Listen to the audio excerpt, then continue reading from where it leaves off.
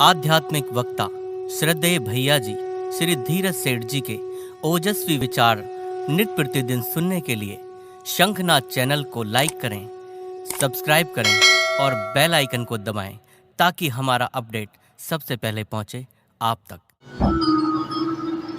श्री भक्तमाल जी के रचनाकार श्री नाभा गोस्वामी जी महाराज हैं।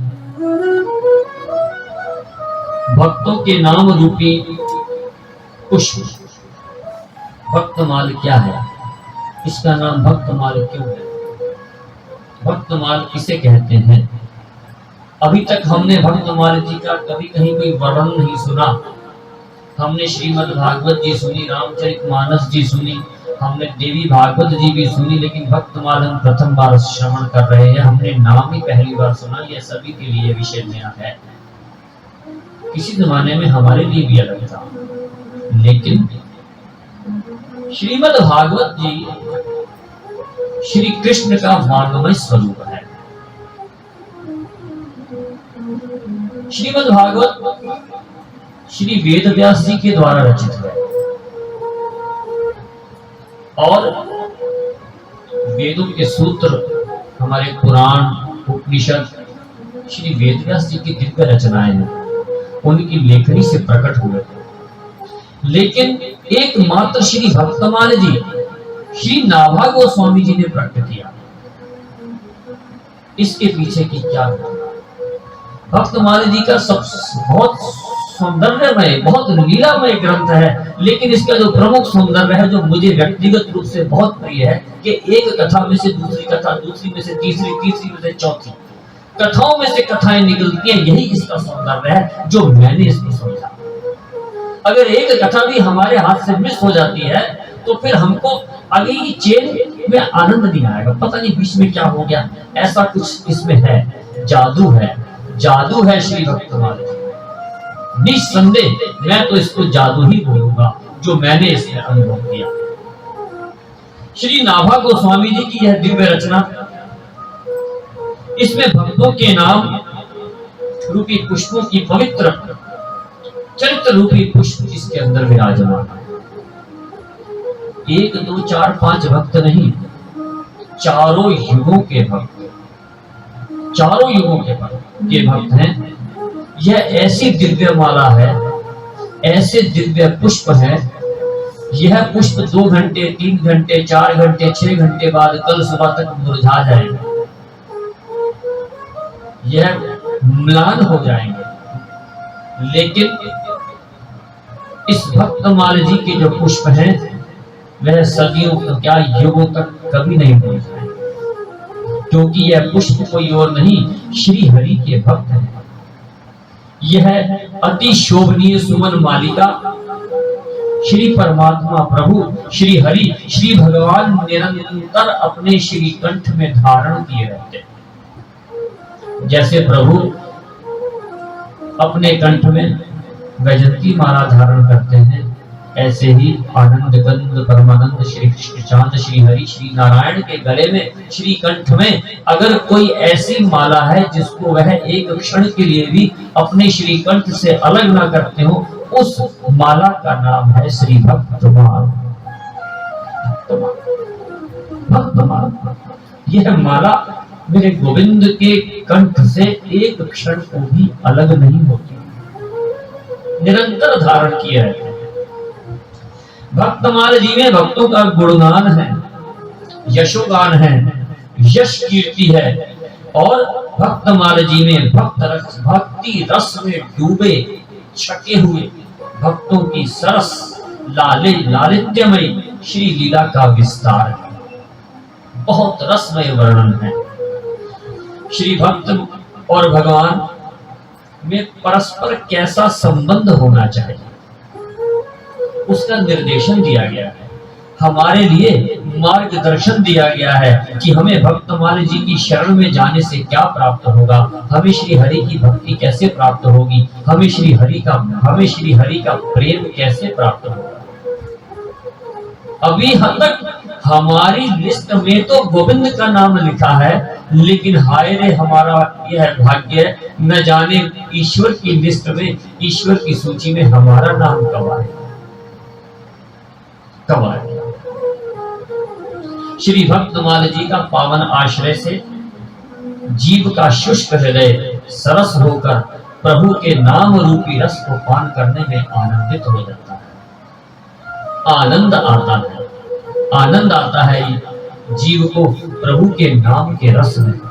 और जब यह प्रेम का चस्का, जब यह प्रभु की भक्ति का चस्का जीव को लग जाता है ना, तब इन रोम रोम से श्री हरि की भक्ति का रस फूट पड़ता है और वह तब बोलता है हा वृंदावन, हा बरसाना, और उसे फिर बरसाना की प्यास लगती है, उसे हरि नाम संकीर्तन की पिपासा लगती है।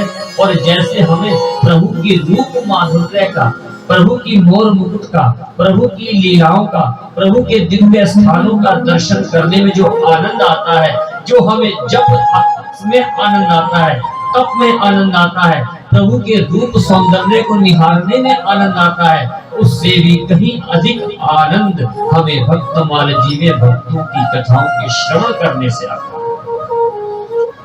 आप यूं मान के चले, एक कथा आती है। अब देखिए, अभी तक भक्तमाल जी की कथा आरंभ नहीं हुई, लेकिन कथा आ गई। यही सौंदर्य है, यही आनंद है।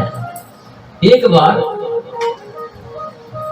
बार महर्षि देवर्षि नारद तीनों लोगों का भ्रमण करते हुए, एक बार देवर्षि नारद तीनों लोगों ka भ्रमण करते हुए वैकुंठ में पहुंचे, जहां श्री नारायण विराजमान है।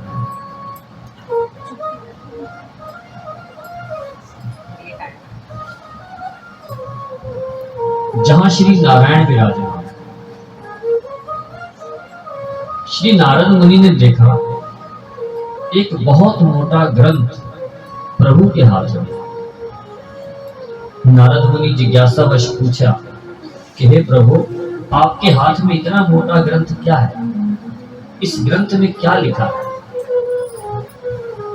श्री भगवान बोले, नारद, इस ग्रंथ में उन लोगों के नाम है जो मेरा भजन करते हैं।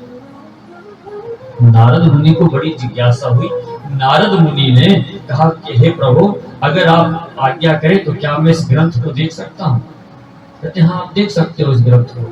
नारद मुनि ने बड़ी बहुत अभिलाषा के साथ, बड़ी उत्कंठा, बड़े उत्साह के साथ उस ग्रंथ को उठाया और अपनी दिव्य दृष्टि से जब पहले से लेके प्रथम से अंतिम पृष्ठ तक जब देखा, उसके अंदर पंकज जी कहीं पर भी श्री नारद मुनि का नाम नहीं था। नारद जी बड़े हताश हुए कि यह क्या, युगों से मेरा जन्म हुआ, मैं कितने तीनों लोकों में घूमता हूँ प्रभु का एक पार्षद बन करके, प्रभु के ग्रंथ में मेरा नाम ही नहीं, और मेरे तो जिह्वा पे एक ही शब्द रहता है, नारायण नारायण नारायण। लेकिन वह प्रभु से संकोचवश पूछ नहीं सके, चुपचाप उस ग्रंथ को रख दिया, अपना कार्य किया, जो संदेश देना था लेना था वह कार्य किया। नारद मुनि अपने लोक को चले गए। कुछ समय बीता, नारद मुनि पुनः प्रभु के पास आए। उन्होंने देखा नारद ने देखा प्रभु कुछ एक ग्रंथ को, आज उनके पास कुछ पतला सा ग्रंथ, उस ग्रंथ को प्रभु पढ़ रहे, आनंदित हो रहे हैं, प्रभु की अश्रुधारा बह रही है। कभी अश्रुधारा गिरती है उनके नेत्रों से, झरझर के गिरते हैं। कभी प्रभु उस ग्रंथ को पढ़ते हुए खिलखिला के हंस पड़ते हैं। कभी प्रभु आनंद में आकर के नाचने लगते हैं। नारद मुनि समीप बैठ करके चुपचाप उस लीला का दर्शन कर रहे।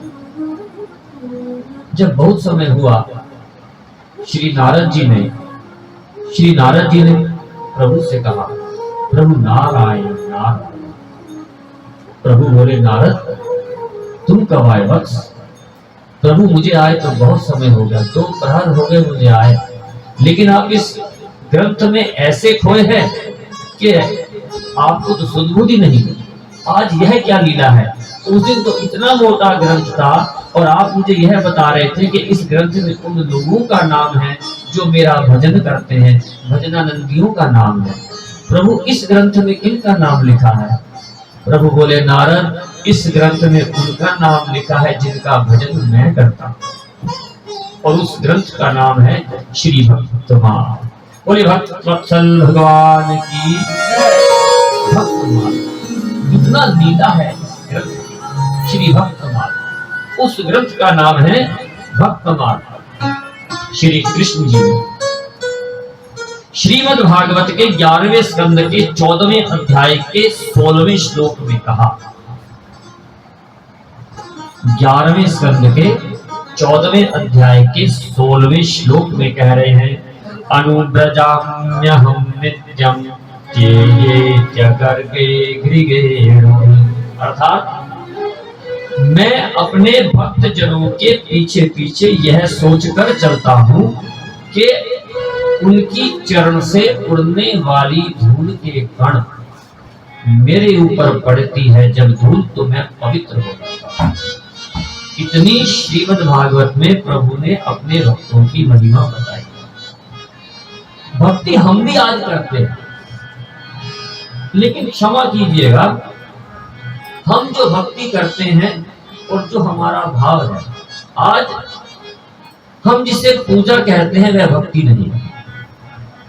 आज भी लगभग भक्ति तो प्रायः लुप्त सी हो गई। गुरु भक्ति, प्रभु भक्ति, मित्र भक्ति, राष्ट्र भक्ति, गो भक्ति, मातृपितृ भक्ति, भातृ भक्ति आदि। हमें भक्ति समाज में कहाँ मिलती है? जहाँ मित्र भक्ति होनी चाहिए वहां स्वार्थ आ गया। जहाँ मातृ पितृ भक्ति होनी चाहिए, घर में 4 भाई हैं, 4 रसोई हैं, माता पिता वृद्धाश्रम में पड़े हैं। जो हमारे समाज में हो रहा है हम देख रहे हैं। भाई बहनों में प्रेम नहीं, भाई भाई में प्रेम नहीं, ये सब भक्ति का पर्याय है। और हम ईश्वर से भक्ति की कहाँ बात करते हैं साहब? ईश्वर से तो केवल हम सौदेबाजी करते हैं, केवल सौदेबाजी।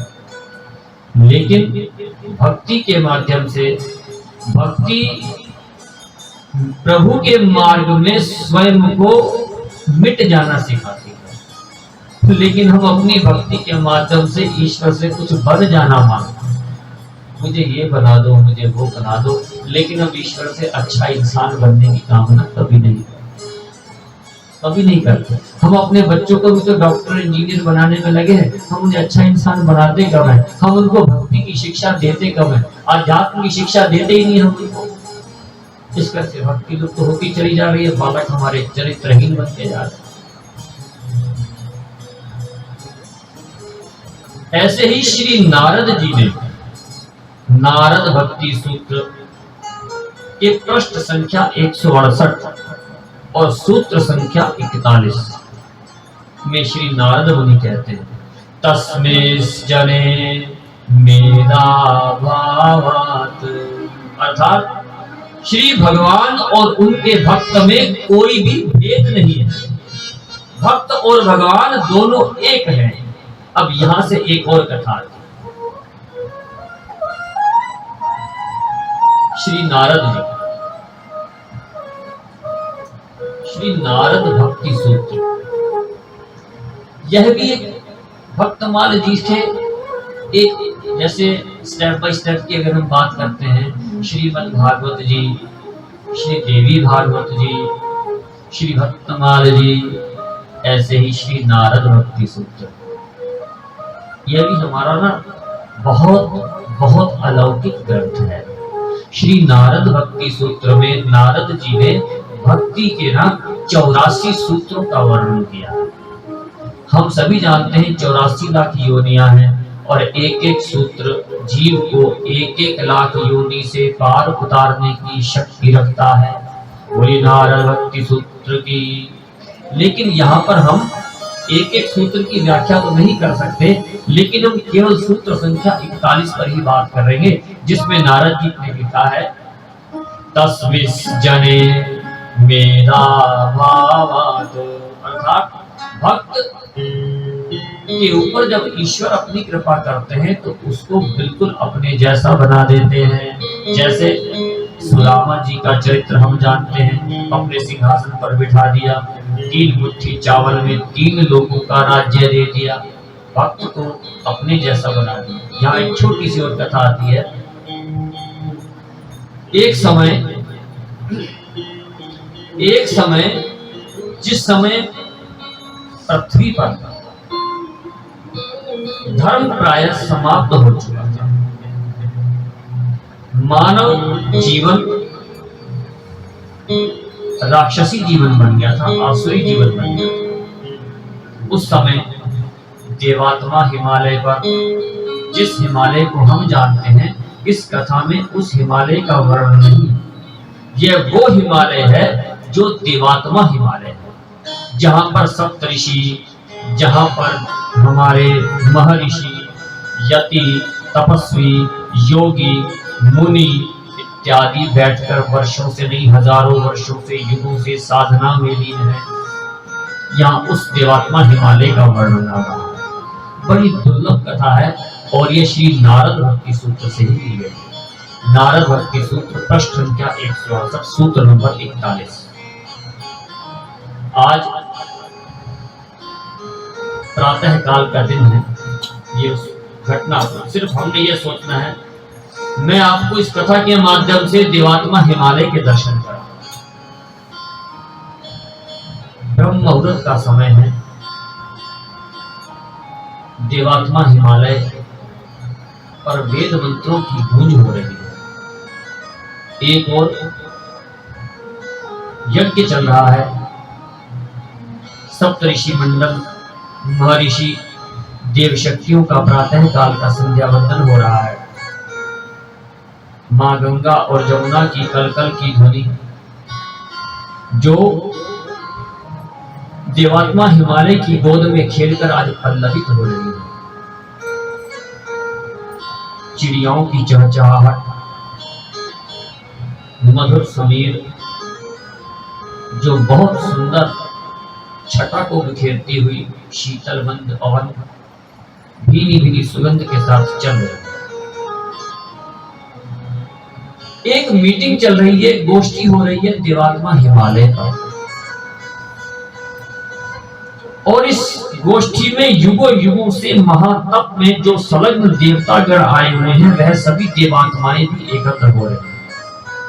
दिव्य देहधारी कतिपय देवशिष्ट देवगण पधार रहे हैं, अपने अपने विमानों से आ रहे हैं, कुछ प्रकट हो रहे हैं। धरती के महान तपस्वियों को भी आज देवात्मा हिमालय ने उनका भी आवाहन किया है। जो महान तपस्वी धरती के रहे हैं वह भी आ रहे हैं। दिव्य घाटी की विशिष्ट शिला पर अचानक 7 ज्योतिपुंज प्रकट हुए। 7 ज्योतिपुंज। इस कथा के माध्यम से ऐसी ऐसी कई नई नई चीजें आज निकल कर आएंगी, जिनको हम सप्तऋषि जानते हैं। इनसे पहले भी कई सप्तऋषि हो चुके हैं, अभी उसी का वर्णन आ रहा है। इस दिव्य घाटी की एक विशिष्ट शिला पर 7 ज्योतिपुंजों का आगमन हुआ और कुछ ही क्षण में वह ज्योतिपुंज मानव आकृति बन गए। यह कौन थे? यह 7 ज्योतिपुंज थे महर्षि मरीच। समझ लीजिएगा, मारीच नहीं, मारीच तो रावण के मामा हुआ। मरीच, महर्षि मरीच, महर्षि अत्रि, महर्षि अगिरा, श्री पुलस्त्य, पुलह, क्रतु और महर्षि वशिष्ठ। यह सप्तऋषि मंडल जो वैवस्वत मनवंतर का सप्तऋषि मंडल है। अब इनका कार्य ध्यान से समझिएगा।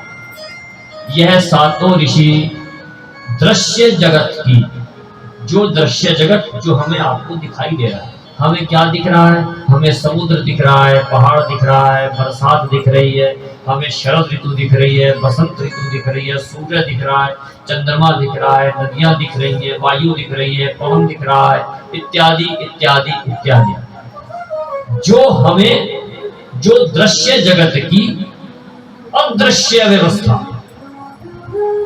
दृश्य जगत की अदृश्य व्यवस्था का सूक्ष्म संचालन करने वाली सत्ता है यह सप्तऋषि मंडल, जिनकी हम तप शक्ति और ज्ञान के प्रभाव से पूरा विश्व पोषित होता है। वह भी सप्तऋषि एक ज्योति के रूप में आज देवात्मा हिमालय पर प्रकट हुए हैं। इसके अतिरिक्त एक और विलक्षण विभूति है महर्षि विश्वसामा। विश्वसामा ऋषि अपनी गुफा से, अपने स्थान से कहीं बाहर नहीं जाते। वह भूख प्यास से सिद्ध है, उनको प्यास नहीं लगती, उनको भूख नहीं लगती। वह बस नेत्र बंद करते हैं और निरंतर ओम की ध्वनि में ही, वह इस नाद में ही रहते हैं। लेकिन आज इस दिव्य गोष्ठी का जो आयोजन देवात्मा हिमालय की घाटी में हो रहा है, श्री विश्व सामा ऋषि इस समूची लीला को अपनी दिव्य दृष्टि से देख भी रहे हैं और श्रवण भी कर रहे हैं। क्या गोष्ठी है? गोष्ठी यह है कि मानव जाति का के बीच से धर्म और अध्यात्म समाप्त हो गया। आसुरी प्रवृत्ति हमारे मन और मस्तिष्क में घुस कर बैठ गई। इसी विषय पर व्याख्यान चल रहा है। सर्वप्रथम महर्षि वशिष्ठ ने धरती की दुर्दशा पर अपने विचार प्रस्तुत किए। धरती की दुर्दशा पर पूरा व्याख्यान में हम नहीं जा रहे, हम सिर्फ दृष्टांत और कथा को ही स्पर्श कर रहे हैं। महर्षि विश्वामित्र जी ने मानव जाति के कल्याण की बात की। महर्षि भृगु ने मानव जीवन की गिरती गरिमा पर प्रकाश डाला और महर्षि अत्रि ने अंधकार में व्याप्त, जो पृथ्वी पर अंधकार व्याप्त है, उस विषय पर अपनी बात को रखा। सभी ऋषि बारी बारी से अपने विचारों पर बात कर रहे थे। कोई अंधकार पर बोल रहा था, कोई अज्ञान पर बोल रहा था, इत्यादि इत्यादि। जो गोष्ठी प्रातः काल आरंभ हुई थी, सायंकाल हो गया, लेकिन किसी भी विषय पर, किसी भी बात पर कोई समाधान नहीं निकल रहा था। अंत में वेदांत सूत्र और श्रीमद् भागवत के रचनाकार, हमारे पुराणों के रचनाकार महर्षि वेदव्यास जी बोले। वेदव्यास जी ने अपनी मौन को तोड़ते हुए कहा कि भक्ति के बिना सब अधूरा है। अर्थात भक्ति की भागीरथी का अवतरण हमें करना होगा। अब यह विषय गंभीर है। भक्ति की भागीरथी, भक्ति है श्री भक्ति महारानी, और भागीरथी बोले तो गंगा, अवतरण बोले तो उसका आगमन या प्राकट्य या प्रकट होना। भक्ति की गंगा के बिना मनुष्य जीवन का अंधकार कभी समाप्त नहीं होगा। क्यों? क्योंकि अगर भक्ति नहीं है तो बुद्धि में विवेक नहीं होगा। अगर भक्ति नहीं है तो जो सृजन शक्ति है वह भी संहारक बन जाती है। रावण, कुंभकर्ण, मेघनाथ क्या है? उन्होंने सिद्धियां तो प्राप्त की, लेकिन उत्थान के लिए नहीं, अपने और दूसरे के संहार के लिए। भक्ति के बिना विवेक नहीं आ सकता। भक्ति के बिना शक्ति का सदुपयोग हो नहीं सकता। तो इसलिए हे ऋषिवर, ये कौन कह रहा है बात? कौन कह रहा है? महर्षि वेदव्यास। वेदव्यास जी कह रहे हैं कि हमें भक्ति के सूत्रों के रचनाकार व भक्ति के मर्मज्ञ आचार्य देवऋषि नारद का आवाहन करना होगा। यहाँ पर नारद मुनि का आवाहन है। और आपसे निवेदन के साथ ये बात कहना चाहूंगा, हम लोग अपने समाज में किसी भी जुगलखोर व्यक्ति को नारद मुनि की उपाधि दे देते हैं। श्री नारद भगवान, श्री नारद मुनि भक्ति के मर्मज्ञ आचार्य हैं, जिन्होंने भक्ति के 84 सूत्रों का प्राकट्य किया, रहस्योद्घाटन किया, जिन्होंने श्री भक्ति महारानी को पृथ्वी पर हमारे कल्याण के लिए अवतरित किया।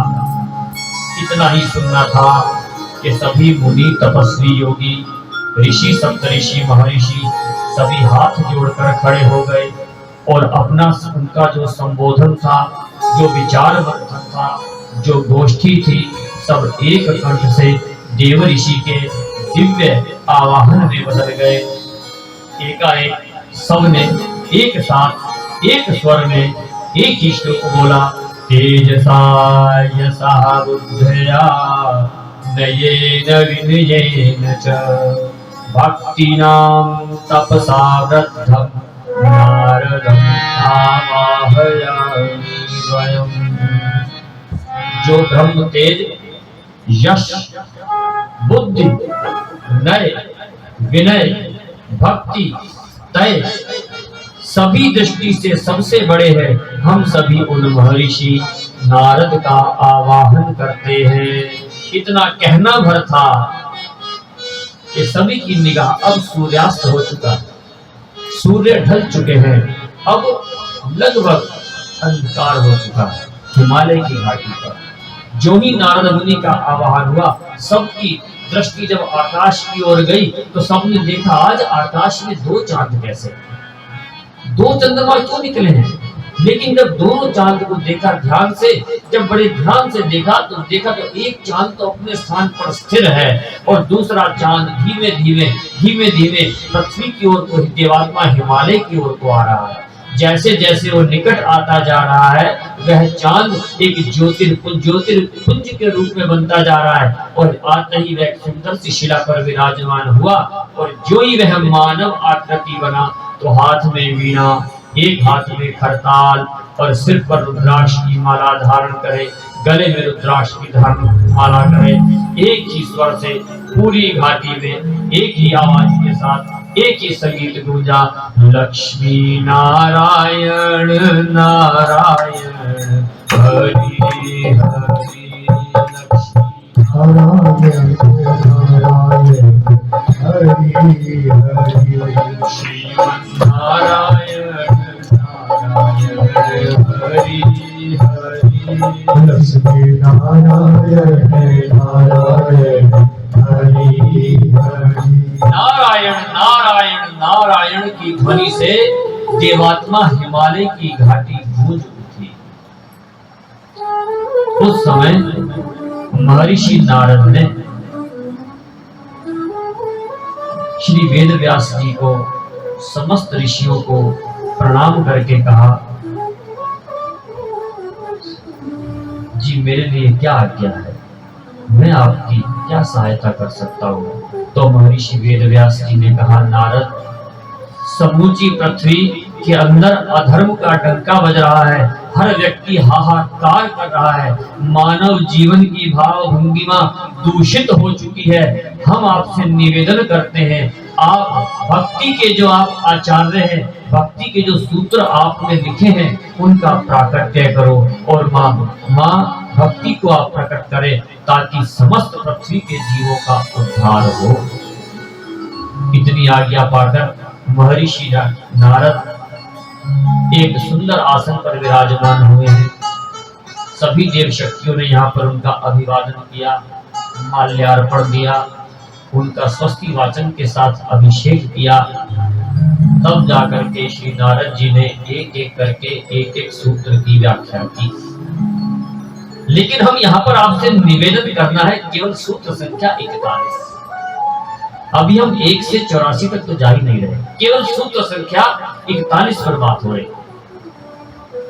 श्री नारद भक्ति सूत्र में पृष्ठ संख्या 168, सूत्र नंबर 1, सूत्र संख्या 41 में श्री नारद जी कहते हैं, तस्मिस्तजने भेदाभावात्, भक्त और भगवान में कोई भेद नहीं, कोई भेद नहीं।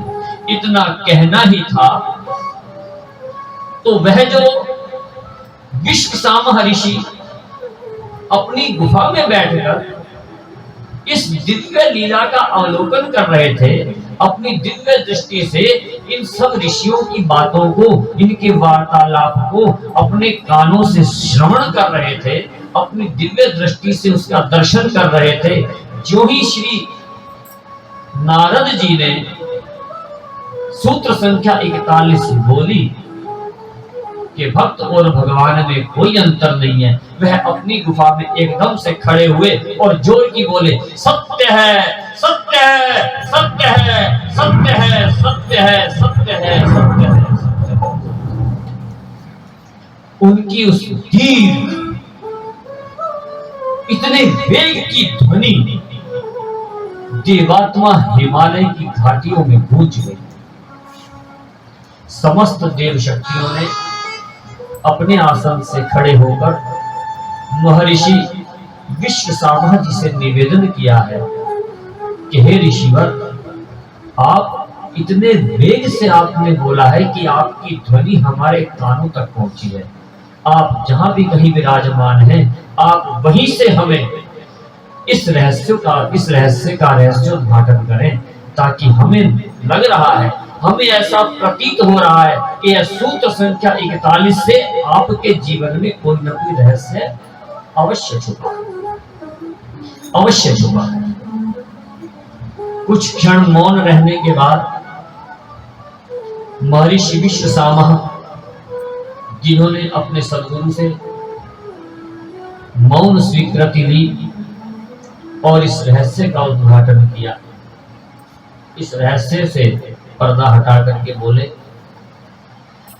यह बात उस समय की है जब मैं गोमंत जिले के गुरुकुल में पढ़ता था। अब देखिए, एक कथा हो चुकी है, कथा से कथा, यही सौंदर्य है, यही अब दूसरी कथा, और ये सभी कथाओं का मिश्रण जो है, इसका नाम श्री भक्तमाल है। भक्तमाल, अभी तो हम केवल भक्तमाल जी के परिचय पे ही हैं। कहां तक गाएं, कैसे गाएं, 1, 2, 4 घंटे नहीं साहब, इसके लिए पूरा जन्म कम है, पूरा जन्म कम है। हम लोग कह तो देते अभी कौन सा हमारी आयु है भक्ति में पढ़ने की। अरे भाई, जितना हो सकता उतना कर दो। यहां पर श्री विश्वसामा ऋषि बता रहे हैं कि बात उस समय की है जिस समय मैं गोमंत जिले के गुरुकुल में पढ़ता था। मेरे सद्गुरुदेव भगवान श्री बृहत्साम जी थे।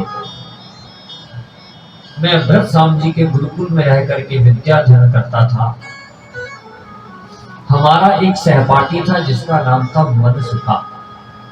मनसुखा, यहां उस मनसुखा का नाम नहीं है जिनका जिक्र श्रीमद् भागवत में आता है, वो श्री कृष्ण के सखा है।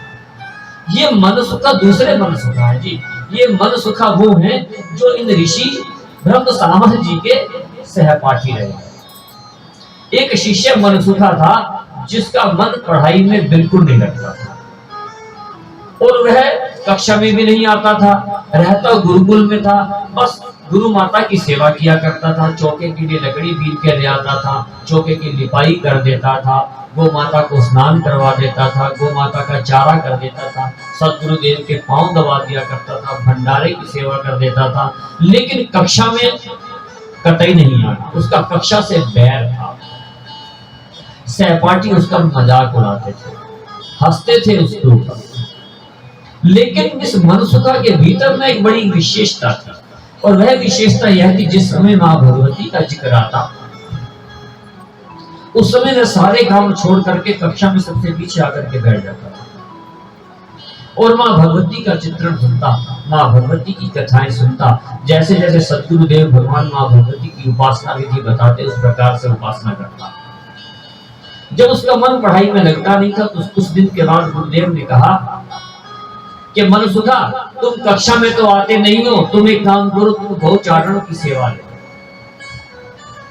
अपनी गुरु मां की सेवा करने के उपरांत जब सबको आप भोग पवा लो, जब आपको गुरु मां आज्ञा करे, तो तुम गौ माता को लेकर जंगल में ही चले जाया करो और गौ माता को चरा करके सांझ तक ले आओ। यह उनका प्रतिदिन का नियम हो गया। ये कौन बता रहा है? महर्षि ब्रह्मसामा अपने गुरुकुल की घटना बता रहे हैं। उन ऋषियों को देवात्मा हिमालय के कि जो नारद जी ने सूत्र संख्या 41 में कहा कि भक्त और भगवान में कोई अंतर नहीं, उसी का कथा चल रही है। जो ऋषि ब्रह्मसामा जी ने अपना अनुभव बता रहे हैं।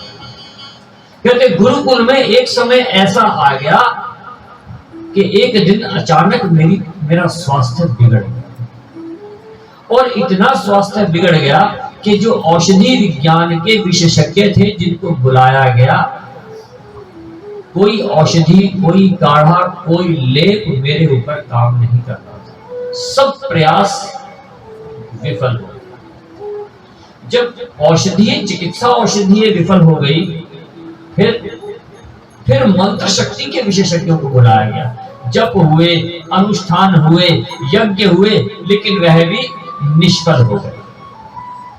उसके बाद ज्योतिष आचार्यों को बुलाया गया। ज्योतिष आचार्यों ने मेरी जन्मपत्री, मेरे जन्म लग्न के अनुसार जब एक एक चीज को बड़े विस्तार से देखा, उन्होंने सदगुरु से कहा कि गुरुदेव, हम बहुत भारी मन के साथ कहते हैं कि विश्व सामह जो आपका अति प्रिय शिष्य है, उसका तो मृत्यु योग है और वह अटल है, वह अटल है, टलेगा नहीं, आप चाहे कुछ भी कर लें। और उसके पास केवल 3 दिन का समय शेष है। अब ब्रह्म सामह जी की स्थिति दिन प्रतिदिन बिगड़ रही थी। पहले कुछ हजम नहीं हो रहा था, पच नहीं रहा था, फिर वमन होने लग गया, फिर वह मूर्छित हो गए। अब वह केवल मरणासन पर है। लेकिन सदगुरु, गुरु माँ, माता पिता तुल्य ही है। उधर गुरु माँ व्याकुल हो रही थी। जब सदगुरुदेव चिंतित थे, शिष्य चिंतित थे, सभी ने मिलकर सलाह की।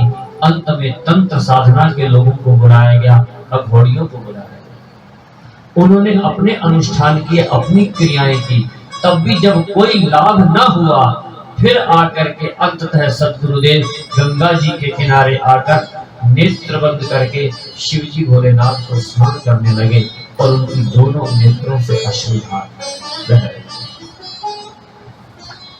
जब बहुत देर तक गुरुदेव आश्रम में नहीं दिखाई दिए, तो गुरु माँ, जिनका नाम पौलवी है, पौलवी जी सदगुरुदेव के पास आई, जिनका नाम है श्री भरत साम जी।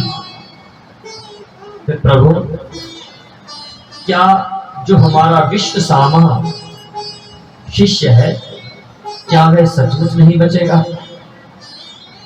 गुरुदेव बोले, प्रिय, उसके ऊपर मार्केश है, उसका मृत्यु योग है जो अटल है। मेरे में इतनी सामर्थ्य रही कि मैं उसको टाल सकूं। ऋषि जो गुरुदेव है, वह मां भगवती के उपासक। गुरु मां ने कहा, अगर आप नहीं कर सकते तो क्या मां भगवती भी नहीं कर सकती है क्या? सदगुरु बोले, मां तो सभी की प्रार्थना सुनती है, लेकिन यहाँ ऐसे भक्त की आवश्यकता है जो मां से अनुनय विनय करके मां को विवश कर दे, विवश कर दे। और मेरे में इतनी पात्रता नहीं, मेरे में इतनी पात्रता नहीं कि मैं इस मरणासन बालक को मैं जीवित कर सकूं। मां को विवश कौन करेगा? तभी गुरु मां पौलवी जी बोलती हैं, क्या अपना मनसुखा भी नहीं करेगा? क्या मनसुखा भी इस योग्य नहीं? सदगुरुदेव भगवान ने तुरंत अपने नेत्र खोलते हैं और बड़ी प्रेम भरी दृष्टि से अपनी पत्नी को देखा और कहा, प्रिय, जल्दी से मनसुखा को बुलाओ।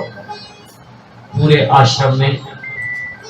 आश्रम में शिष्यगण यहाँ वहां दौड़ रहे हैं, मनसुखा को ढूंढ रहे हैं। सूचना मिलती है मनसुखा अमुक जंगल के भीतर है, जो गोचारण के लिए गए हुए हैं। कुछ शिष्य जाते हैं और जाके मनसुखा को जोर की आवाज लगाते हैं, मनसुखा, मनसुखा, जल्दी आओ, मनसुखा, गुरुदेव बुला रहे हैं। मनसुखा दौड़ के गुरुदेव के पास आते हैं और गुरुदेव से अनुनय विनय करते हैं, जी गुरुदेव, आपने मुझ दास को याद किया, मेरे लिए क्या आदेश है? इतना कहना था तो सदगुरुदेव